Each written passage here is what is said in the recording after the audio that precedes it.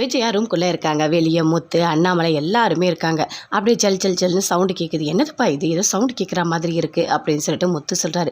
ஏதாவது பேகி வரப்போதா என்ன அப்படின்னு சொல்லிட்டு, டேய் கொஞ்ச நேரம் அமைதியாக இருடா, பேயும் இல்லை எதுவும் இல்லை, அமைதியாக இருடா அப்படின்னு அண்ணாமலை சொல்கிறாரு. அப்படியே டோரை ஓப்பன் பண்ணுறாங்க. பார்த்தா விஜயா வராங்க. நல்லா பரதநாட்டிய ட்ரெஸ்லாம் போட்டு அழகாக வராங்க.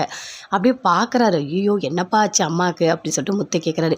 டேய் கொஞ்ச நேரம் அமைதியாக இருடா அப்படின்னு சொல்லிட்டு அண்ணாமலை சொல்லிட்டு இருக்காரு. அப்படியே வராங்க. வந்த உடனே டான்ஸ்லாம் ஆடிட்டே இருக்காங்க. ஆடிக்கிட்டே இருக்கும்போது எல்லாரும் பார்க்குறாங்க. அம்மாவுக்கு ஏதாவது பைத்தியம் கீத்தியம் பிடிச்சிச்சாப்பா அப்படின்னு சொல்லிட்டு முத்து கேட்குறாரு. எதுவுமே பேசவே இல்லை. யாருக்கு, எனக்கு எதுவுமே ஆகலை, நான் நல்லா தான் இருக்கேன் அப்படின்னு விஜயா சொல்கிறாங்க. டான்ஸ் ஆடிக்கிட்டே இருக்காங்க. எது பேசினாலும் பரதநாட்டியத்திலேயே பேசுகிறாங்க. அப்படியே சுருதி ஓடி வராங்க. எனக்கு ரொம்ப சந்தோஷமாக இருக்கு ஆண்டி, சூப்பராக இருக்கீங்க, ரொம்ப யங்காக இருக்கீங்க, அழகாக இருக்குது, உங்களுக்குள்ளே இவ்வளோ திறமை இருக்கா ஆண்டி அப்படின்னு சொல்லிட்டு சுருதி கேட்குறாங்க. ஆமாம் ஆமாம், எனக்கு எவ்வளோ திறமை இருக்குது தெரியுமா அப்படின்னு சொல்லிட்டு இருக்காங்க. டான்ஸ் ஆடிட்டே இருக்காங்க. இந்த பக்கம் ரோகிணி இருக்காங்க, இந்த பக்கம் சுருதி இருக்காங்க. 2 பேர் தோள் மேலே கை வச்சுட்டு அப்படியே டான்ஸ் ஆடிட்டே இருக்காங்க. ரோகிணி அப்படியே கீழே கீழே குனிகிறாங்க. மேலே கை பட்டுகிட்டே இருக்குது. டான்ஸ் ஆடிட்டே இருக்காங்க. அப்படி ஓரமாக வந்துட்டாங்க. என்ன ஆச்சு உனக்கு அப்படின்னு சொல்லிட்டு அண்ணாமலை கேட்குறாரு. என்னங்க பேசிகிட்டு இருக்கீங்க, நான் டான்ஸ் கிளாஸ் ஆரம்பிக்க போகிறேன், எனக்கு எவ்வளோ திறமை இருக்குது தெரியுமா, இத்தனை வருஷமாக நான் அதை வெளியே காட்டாமல் இருந்தேன், என்கிட்ட ஒரு 40 ஸ்டூடெண்ட்ஸ் சேர்ந்தால் கூட போதும், 80,000 ரூபாய் நான் சம்பாதிப்பேன், நானும் சம்பாதிப்பேன், ஆனால் நீங்கள் எல்லோரும் சேர்த்து என்னை அவமானப்படுத்துகிறீங்க, நான் வேலைக்கு போகலன்னு சொல்லிட்டு, இனிமேல் நானும் ஒரு வேலைக்கு போகிறேன் அப்படின்னு சொல்கிறாங்க. சரி விடுப்பா விடு அப்படின்னு சொல்லிட்டு பார்வதி சொல்லிட்டுருக்காங்க. எல்லாத்துக்குமே காரணமே நீ தான் பார்வதி, நீ தான் எனக்கு வந்துட்டு இடம் கொடுத்த அப்படின்னு சொல்கிறாங்க.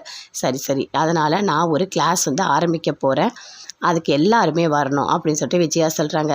சரி அப்படின்னு சொல்லிட்டு அடுத்த நாள் போகிறாங்க. போயிட்டு கிளாஸ் எல்லாம் ஆரம்பிக்கும் போது இருங்க வெயிட் பண்ணுங்கள், எனக்கு முக்கியமான ஒரு விஐபி வரணும் அப்படின்னு விஜயா சொல்கிறாங்க. விஐபியா, அது யார் அப்படின்னு சொல்லிட்டு முத்து கேட்குறாரு.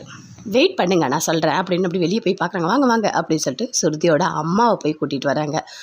வாங்க அப்படின்னு சொல்லிட்டு கூட்டிகிட்டு வந்து நிற்க வைக்கிறாங்க. சரி விளக்கெல்லாம் ஏற்றலாம் அப்படின்னு சொல்கிறாங்க. விளக்கேற்றும் போது ஒரு விளக்கை போய்ட்டு விஜயா ஏற்றுறாங்க, இன்னொரு விளக்கை சுருதி ஏற்ற விடுறாங்க. என்னங்க சுருதி விளக்கேற்றுறாங்க, பெரிய மருமவன் நான் தானே, என்ன கூப்பிடாம பண்ணுறாங்க அப்படின்னு ரோகிணி கேட்குறாங்க. விடு, அம்மா ஏதோ ஒன்று பண்ணிட்டு போட்டோம், அமைதியாக இரு அப்படின்னு சொல்லிட்டு மனு சொல்கிறாரு. 3வது ரோகிணியை கூப்பிடுறாங்க. ஏற்றி முடிச்சிட்டோன்னே அப்படியே மீனாக பார்க்குறாங்க. எதுவுமே கூப்பிடவே இல்லை. பார்வதி நீ வா, நீ தானே இந்த இடம் கொடுத்த, நீ விளக்கேற்றுவா அப்படின்னு சொல்கிறாங்க. எல்லாருமே விளக்கேற்றி முடிச்சிட்டாங்க. நீ எதுக்காக மீனாவை விளக்கேற்ற விட மாட்டேற அப்படின்னு அண்ணாமலை கேட்குறாரு. அது எதுக்காக ஏற்றணும், நாங்கள் தான் இருந்தோம், அதுக்கு என்ன பண்ண முடியும், 5 திரி தான் இருக்கும், 5 முகம் தான் இருக்கும் அப்படின்னு சொல்லிட்டு விஜயா சொல்கிறாங்க.